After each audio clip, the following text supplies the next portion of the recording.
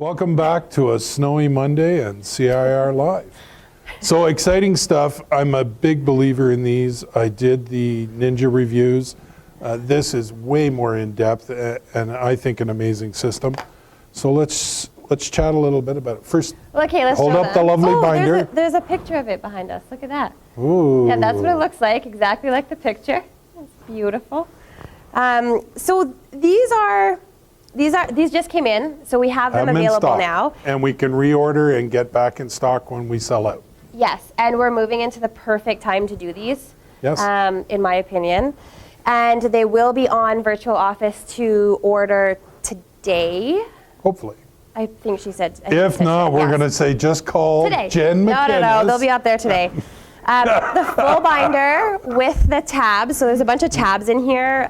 If you haven't, okay, so maybe we should back up a step. If you have no idea what we're talking about with these investment reviews, yes. I did a video on them a couple of months ago, so it's kind of hard to find in the Virtual Office. So if you can't find it, just reach out to me or your office manager. We'll be able to send it to you. Yep. The YouTube link is the easiest way. The YouTube is the easiest way. And Chloe knows it off by heart, so everybody email Chloe. Oh, wow. Okay, Didn't see that coming. I'll take it. Email any of the four of us. We'll get it to you. Yeah, we'll send you the link. But it's also part of the Ninja program. This one's a little bit more in depth, but it's the same philosophy that Ninja has. Yep. And essentially it's just an annual face-to-face meeting with your clients where you're going through a bunch of things with them that are relevant to them in their home. Mm-hmm. That's the very simplistic version of it. So anyways, you can order them off of the Virtual Office. Full binders, $35. If you just want the tab inset, they're $9.50, or if you just want the binder, they're $29. I don't know why you just want. No, we don't sell just the binder. Well, that's what Kathy told me to say. Well, they told me on Friday we wouldn't sell just the binder. Well, I don't know why you would want just the binder anyway. Yeah. So we'll go with that. But anyways, they will be on there today. You want to talk about this a bit?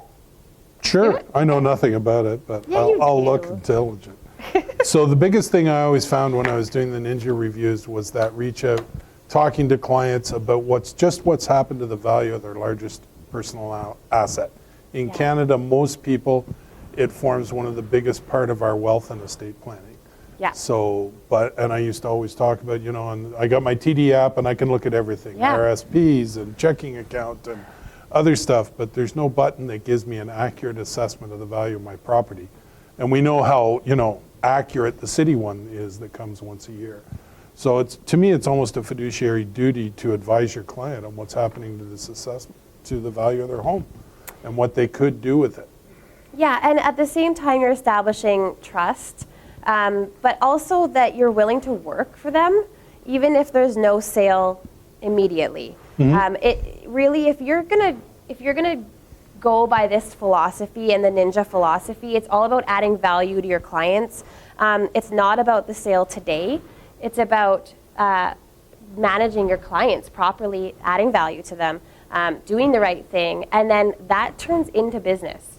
Whether it's with them, the average person moves every 7 years, I think is the NAR stat.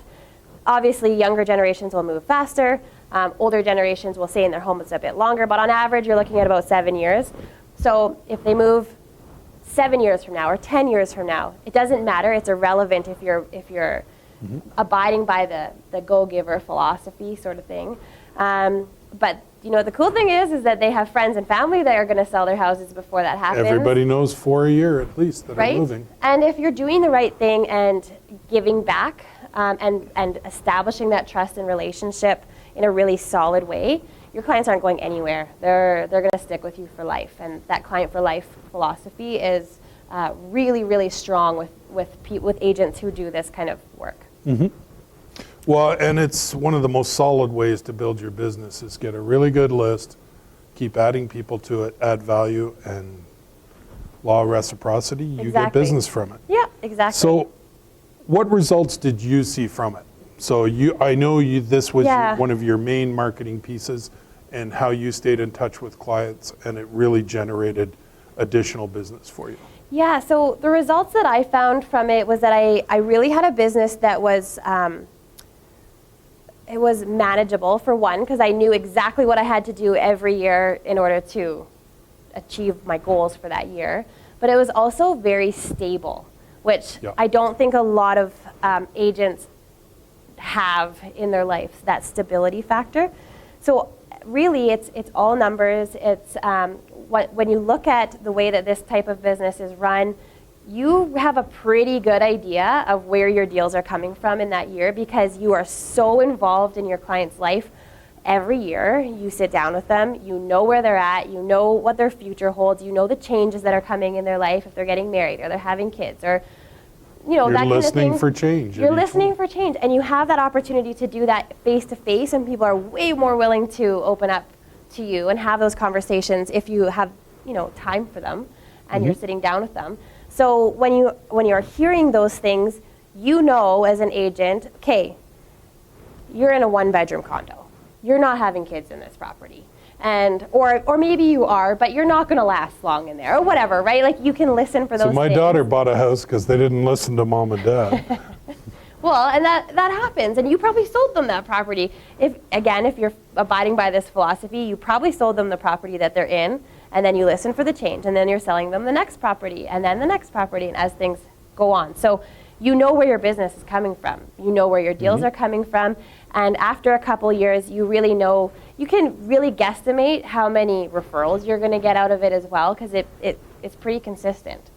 So Nice. with that consistency, if you, let's say, had 100 people that you were doing these Yeah. for every year, what do you think your return would be roughly in transactions? Well, so if you use the averages, and my book of business was pretty much bang on. I had 1 in 7 move every year. It was like clockwork. So you weren't losing them. I wasn't, no. That is a really good point that I should have touched on, and I didn't. You really don't Well, I lose brought it up. clients. You did, thank you.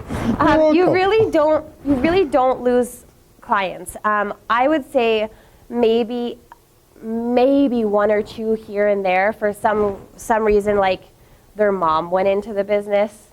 But even still, I had the loyalty that you get from this is insane. It's amazing because you're loyal to them too. So I've had clients where their siblings were in real estate and they still chose me because I was the one who was putting in the work. And really, family members are a lot of the time one of the easiest clients to lose because you're not doing the work and you just assume you're going to get that deal. Sometimes you want to lose. That is, well, fair. But yeah, the loyalty with this is incredible. I did not find that I lost really any clients. And for referrals, did you find it drove a lot because of doing things like this? Yes, absolutely. So it's, first of all, you're not getting a cold lead, it's a very warm lead. People who are willing to refer you out of this program are often your walking, talking billboards, as I called them. Biggest cheerleaders. They're your biggest cheerleaders because they trust you, they know that you do good work, they know that you're not going to push them into any decisions, that you're really just there to help them facilitate whatever they need. So the referrals are really strong, very strong. Excellent. Yeah. And that, I think, is so important when we look at those people that are in what we call their forever home. So they're in their 10 to 20-year home. They're not going to be doing transactions, but they know 4 people every year, and it's key to draw out those referrals. Now, if I'm a realtor and I haven't been using this, and I have a database of 100 or 200 clients, what's the first steps really for existing clients? How did you, once you devised this, how did you say, okay, how am I going to put this out there? So I would probably suggest going back further. So I would start with your clients that you put in homes 7 years ago, roughly, because Is that because they might be moving? They might be looking at a move soon. Yeah. And you know, the conversation should, I think, mostly be around that this is a new service that you're providing to your clients. And I would, first of all, depending on your business model and how, you know, your clients perceive real estate agents, you might want to talk about the fact that this is not something that you're going to charge them for, that there's no pressure involved, that literally you just want to do a follow-up with them and see if they have any questions about their neighborhood or about their home. A lot of the time, one of the ways that I found it really quite easy to get that appointment was if people were looking at doing renovations. So if they're looking at doing a renovation to the home, just spending a couple minutes talking about, okay, dollar in for dollar out in your community. Here are some things that sustain value, increase value, or don't in your community, and that really helped as well. And again, you're just proving yourself in that you're not trying to sell them anything. You're just trying to provide them advice, and that goes a long way. And really, a lot of the time, they're making these renovation decisions because they want to sell. Simple. So yeah. a brand new, I just put a client into a new home. Yeah. When do I do the home? So I would not recommend doing this on possession day. No. That is a lesson I learned as well as I was kind of testing. They got a few other things on their mind? They got some things on their mind. So I would suggest going back once they're all moved in and settled. For one, they're excited to show you their What home, they've done.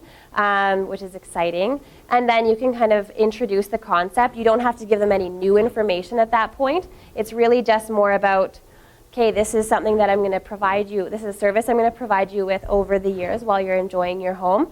So I will be back next year. And they can be talking about all the things you're planning to do to your home. This is where all your receipts go. Exactly. You've just got home insurance where you're going to file that stuff. Yeah. And just, it sets them up with a home, not only investment review, but a home management plan. Exactly. Okay. Yeah. Great. What issues did you face in getting initial appointments? Now, the ninja way I always did it, well, I followed it exactly, was I've already prepared it for you. Yeah. I want to have that face-to-face, takes about 15, and the things were taught in Ninja. Yours is a little more in-depth. So how did you get that initial appointment? What was your approach? I didn't really give them an option. I'm coming over. What day works? Pretty much. Okay. I mean, I like that. That That works. is what I did. It's not going to work for everyone. You have to play with your own personality, but I really didn't give them an option. But Besides, they already knew what you were like. Yeah, they're coming over. Does Wednesday or Thursday work? Good. Give them an option. Choose. Yeah, that's just Assumptive close and just give them a choice to choose between. Yeah. Okay. But I also didn't. I mean, it wasn't something that I sprung on them. Also, I did talk about it from day one. And the way that I talked about it from day one is I would talk about the concept that I'm not going anywhere. Like, you're stuck with me forever. You're stuck with me. So if you don't like me, tell me now. Which that never backfired on me. Yeah. But yeah, more or less that, I'm not going anywhere. This is your home for the foreseeable future, whether it's 5 years or 100, whatever. Like, if this is your forever home, I'm not leaving you. So every year I'm going to come back and talk about your home. And then I don't really go into much detail in the beginning. And then I just, remember when I said I'm not going anywhere, this is what I'm going to do for you, and then kind of just continued the conversation. Well, and I think it gives you a chance, too, to talk about, if you're going to be doing rentals, introducing some of our other programs, like Best My Nest, the Happy Home Contest ideas, things like that. And you know what? If they're hesitating, it's probably, you got to look at what you're saying. If they're saying, no, I don't want you there, there's a solid chance that you're sounding salesy about it. And just like listen to how you're communicating this to your clients, because really in my opinion, there's no reason for them to say no to this, because if they liked you enough to buy a home with you, they're probably going to be okay with you coming over for half an hour once a year, unless you're trying to. Especially if you bring wine. Yeah, exactly. Who says no to that? Well, I guess some people would. You could bring cookies. Yes. Baked goods. Anyways. Always good. Yeah. Interesting, too, that I found when I was doing them was talking about the excitement of it, that it's so important for them to know all these things. And if they already, when I first started doing it, you start with the people that are closest to you, too. Yeah. So even if they're 7 years, like you said, but you're stayed in decent contact, they already know you, like you, trust you. They're willing to give you the time. Yeah. If you haven't done anything in 7 years, it's going to be a challenge, but then fall on the sword. Yeah. Hey, I took this great course. This is one of the things I should have been doing. I'm so excited to have it now. Yeah. Admit the error and just move right past it. And I'm really sorry I haven't reached out Yeah. since you've been in the home. And this is a new service, and I wanted to start with you guys Yeah. because it's been a while since we've sat down. And I used to get them sometimes and say, well, you just want to sell my house. I said, no, this is absolutely not about that. We won't even discuss selling or buying another property. Right. This is just talking about the largest part of your investment portfolio. Yeah. So, and if they said no, then I used to mail it out to them. How do you get around that one if they've said no? So you could do the mail out system. Actually, Derek Timmons, who's an agent with us in the South office here, does bomb videos. And I always am going to recommend face-to-face first. But Yep. BombBomb, if you haven't seen it, is a really cool program. It does video. It's like a video conference where the other person doesn't have to be online at the same time. You can record it. But you can also do share screen. And Derek is doing some really cool stuff with doing basically investment reviews and just sending them to people. And you can track how many times they've viewed it and when they've opened it and all that kind of stuff. So it's a really good tool if you're having some challenges with people that are saying no. I would try that. But again, face-to-face is always going to create that Always relationship best. But it's a really good second option. Okay. And the only other thing is, and I ran into this sometimes after you'd done it a year or two, and they said there was reluctance to set up that next appointment a year later. How Yeah. did you overcome that, if you ran into it? So I didn't run into it a lot, but I would say at some point, if I got to that place with those clients, I would start alternating years. So I would do 1 year face-to-face, 1 year bomb. That's a good idea. I And like then that. the next year face-to-face again, and then so that it isn't too invasive.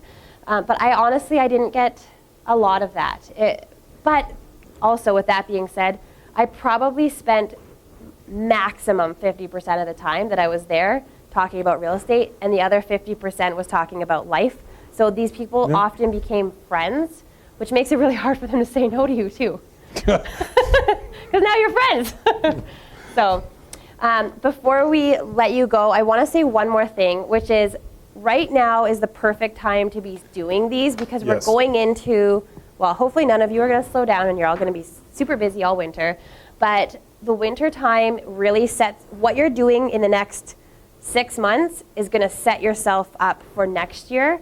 So if you spend the next October, November, December, January hammering through home investment reviews and doing, several of these a week for previous clients, you're going to have a killer 2020. Yep. It's just, you can really set yourself up. So if we actually reach out and talk to clients, it generates like business. human to human. Who'd have thought? Yeah, exactly. So, Okay, we have a special reward for you people that have renewed, completed their course. You get a snow day today. woo, snow day. So if you want to take a snow day, you go right ahead. If you haven't done your license renewal or completed your course, no snow day for you. Yeah, exactly. Sorry. Exactly. Well, thank you for tuning in, everyone. Hopefully you stay safe. If you're driving, be careful. Yes. See you.